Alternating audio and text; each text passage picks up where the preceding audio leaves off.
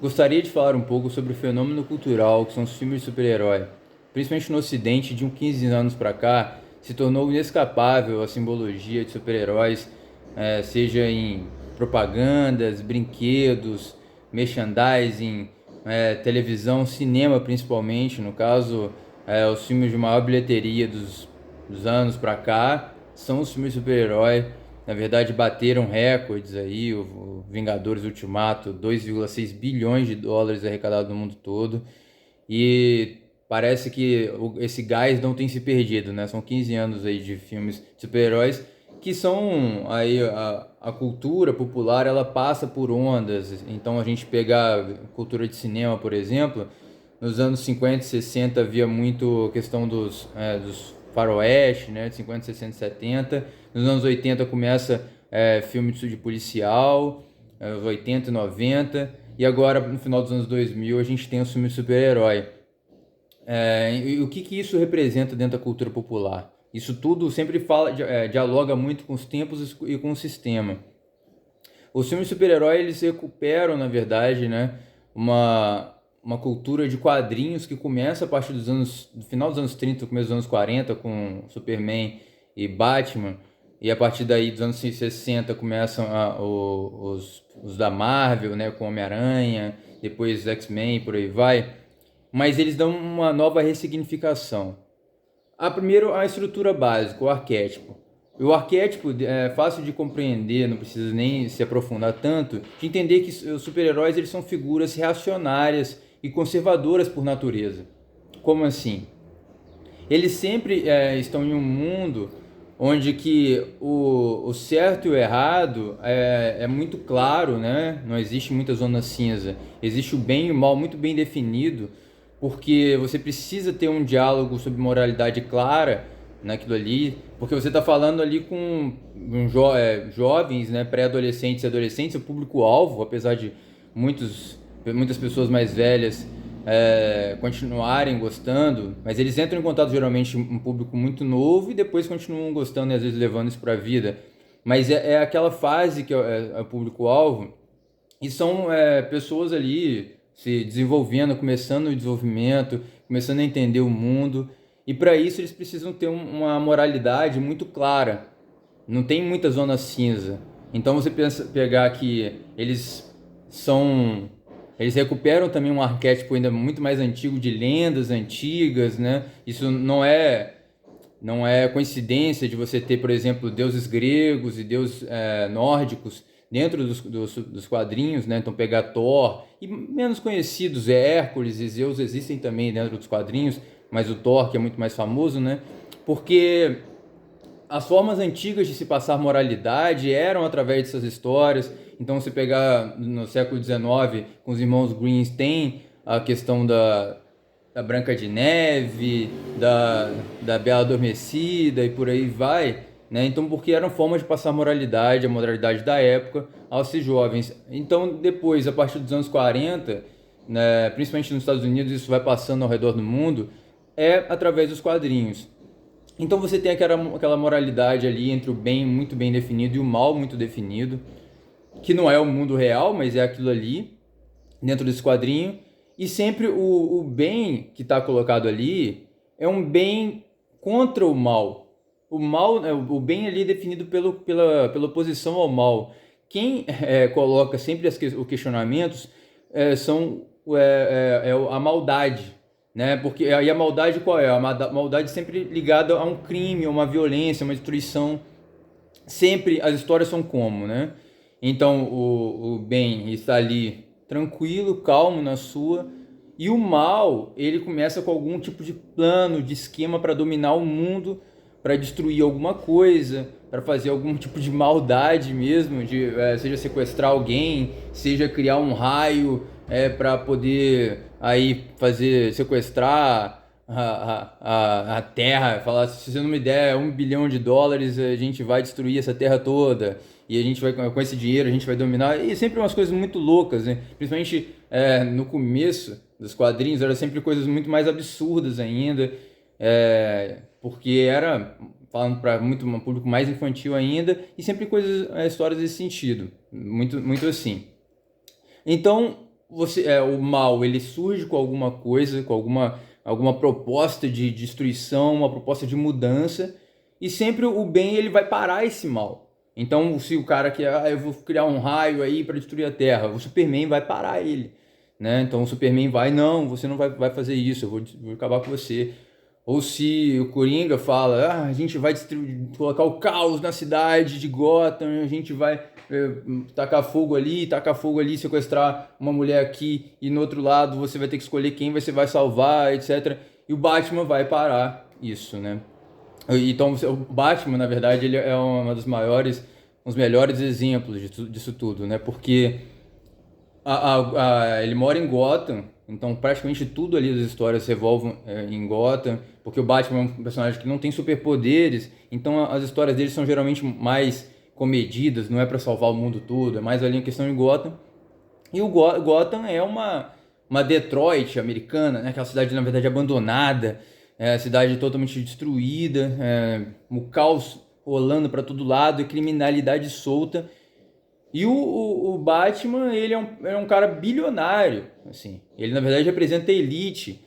Ele foi criado no começo da Segunda Guerra Mundial e representando muito ali uma elite armamentista que está surgindo ali nos Estados Unidos no começo da Segunda Guerra Mundial, representando aquilo. E ele é bilionário, em alguns lugares, algumas histórias, ele constrói armas mesmo, né? Igual, por exemplo, nos filmes do Nolan, aquele bate-carro, o carro o dele lá, por exemplo, é feito dele mesmo, ele faz armas pro exército americano, e ele é um bilionário que tá vivendo naquela cidade, a cidade é um caos, corrupção para todo lado, guerra, matação de todo mundo ali, criminalidade solta, e qual que é a solução dele? E ele tem bilhões na mão para poder resolver alguma coisa ali na cidade. A solução dele é se vestir de Batman, de se colocar uma fantasia de morcego e sair na rua combatendo o crime. A solução dele é literalmente bater nos bandidos. É chegar vamos, o único jeito possível aqui é dar porrada nos bandidos, né? A polícia é corrupta, os bandidos estão à solta, então eu vou chegar na rua e vou bater no bandido e vou agir fora da lei até, né? Então uma posição claramente fascista, mas ele se coloca sempre em contraposição ao mal. Então isso é geralmente o arquétipo dos super-heróis nesses tipos de histórias.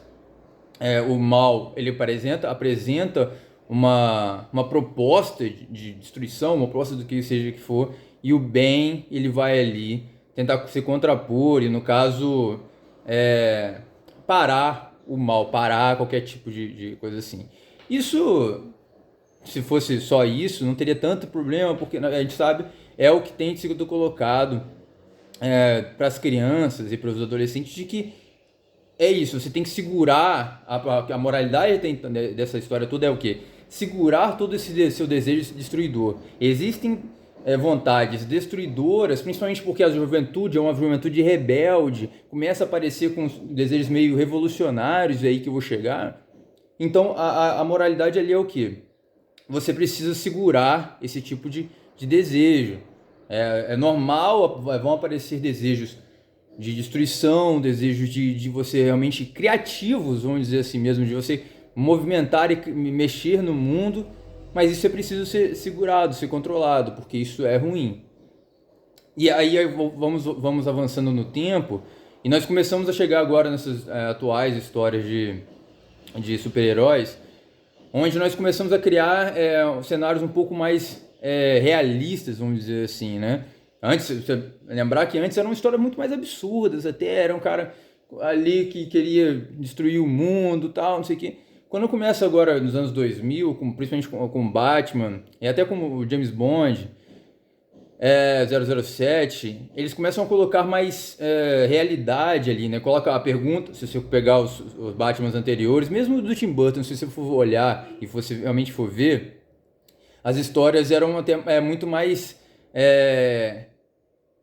engraçadas, né? Tipo assim, na verdade absurdas, não se relacionavam muito com com a realidade. Era um mundo meio que fantasioso. E então, se pegar o Batman do George Clooney, dos caras, é sempre uma parada ali meio que, a gente, em inglês chama camp, né? Meio que boba. E o Christopher Nolan, ele coloca, não, o que seria, como seria, na verdade, se o Batman existisse no mundo real? Se alguém realmente desejasse se vestir de morcego e fizesse isso. E aí começa a tentar colocar os super-heróis em um mundo real e questionar em questões reais e tal, relacionando ali com o mundo e as coisas que estão acontecendo, né? E aí começam a aparecer certos problemas maiores, né? Então você tem hoje, a partir de 2007, onde tem a crise mundial do capital, né? Onde que os países, o mundo ele começa a cair em um certo crise econômica, na verdade gigantesca. Você começa a aparecer em alguns lugares do mundo certas revoluções. Então você tem a primavera que acontece no Oriente Médio, você tem o Occupy Wall Street nos Estados Unidos, que inclusive o Nolan vai tentar dialogar com esse Occupy Wall Street em 2012, com o último filme da trilogia, né, o Cavaleiro das Trevas Ressurge e tal. E a imagética que ele usa ali, né, com Bane, é justamente para colocando contra o Occupy Wall Street. Então o Bane ele vai como se fosse o Occupy Wall Street. Ele vai atacar a bolsa de valores lá de Gotham, claramente colocando o Bane como se fosse um revolucionário anarquista do Occupy Wall Street. Na verdade, então eles se colocam, o Will Batman se coloca numa posição conservadora, reacionária, contra o Occupy Wall Street. Ali ele tenta colocar essa simbologia claramente naquele filme, já deixando claro qual que é a posição do Batman. E em outros filmes, isso começa a ser tentado ali dialogar, né? Como pensar isso tudo. Então você tem os grandes problemas dos filmes da Marvel são os vilões, que não são convincentes. São sempre um vilão com o mesmo poder que o mocinho, e sempre com um objetivo, às vezes, que não é relacionável, você não entende muito bem, sempre é nada a ver. E é um problema. Por quê? Como você criar um vilão convincente nos anos 2010? Como que as pessoas vão se relacionar a isso? E os melhores vilões da Marvel são justamente aqueles que têm algum tipo de razão, que você se identifica, como o Killmonger, por exemplo, no Pantera Negra. Que ele coloca, olha, nós aqui em Wakanda temos a tecnologia suficiente para poder criar uma revolução no mundo. Por que a gente não espalha essa tecnologia para o povo negro ao redor do mundo e a gente comece uma revolução em cima disso? Porque nós temos sido subjugados ao longo dos séculos. E as pessoas realmente, pô, mas esse cara tá certo. Só que aí como que a cinematografia e como que os estúdios lidam com isso? Olha, o cara que a gente não tem como mais negar a realidade de que o mundo está quebrado. Então a gente vai colocar isso no nosso filme. Só que a resposta sempre é o quê? Um meio termo. Vamos colocar um reformismo. Esse cara aqui é radical demais. Então a gente sempre coloca o cara, depois lança uma caricatura dele próprio. E o cara já começa a querer destruir o mundo todo, matar mesmo sem muito critério, etc. Até que você pare com a sua identificação com o vilão. Isso acontece, e isso tem sido cada vez mais trazido à tona. Você pegar a série da Marvel agora, o Falcão e o Capitão Invernal, por exemplo, isso aparece claramente, né? Principalmente a questão do racismo estrutural, da questão americana, o que seria um Capitão América negro. E depois coloca as questões econômicas ali, que ele não recebia nos Vingadores, etc. E é como um pequeno spoiler com relação à série. Mas a resposta dele, eles colocam assim: nós temos terroristas ali que todos os caras se identificam, entendem com o terrorista, fala, o terrorista tá certo, mas de repente o terrorista começa a matar geral. E o personagem principal fala: olha, a gente entende o seu lado, mas você não pode, o meio que você está fazendo é errado. Nós temos aqui que entrar em um acordo, todo mundo fazer um reformismo. E é isso que isso tem começado a aparecer, porque eles não conseguem mais negar de que tem alguma coisa muito equivocada. Então eu estou atento às outras coisas de cultura pop. É um assunto muito. Dá pra gente colocar várias e várias coisas em cima disso.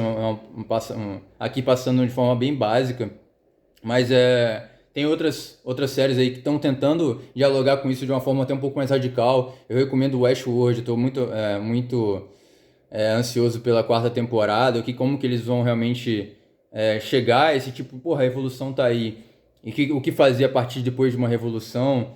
Eu queria terminar falando, tipo, no filme do X-Men Apocalipse, né? Eles colocam uma caricatura bem mais assim, ridícula, né? Tanto é que o filme chega a ser ridículo. Mas o Apocalipse é o personagem, o vilão principal, e ele fala: eu vou destruir tudo que vocês construíram e a partir disso criar um mundo novo. Que é uma fala revolucionária, e se Marx poderia ter dito alguma coisa disso. Só que ele é um cara caricato, horrível, feito horrivelmente, muito mal feito, e ele ali destruindo tudo e tal, e o pessoal, os X-Men só tipo assim, querendo segurar ele. Mas nunca os personagens bonzinhos, o Ben, ele dialoga com algum tipo de. Ele entende que existe algum tipo de problema sistêmico, estrutural maior do que a criminalidade, né? Isso talvez eu levar para outros vídeos. Mas queria agradecer a todo mundo que assistiu até aqui. A gente vai dialogando e construindo isso com mais calma depois. Valeu!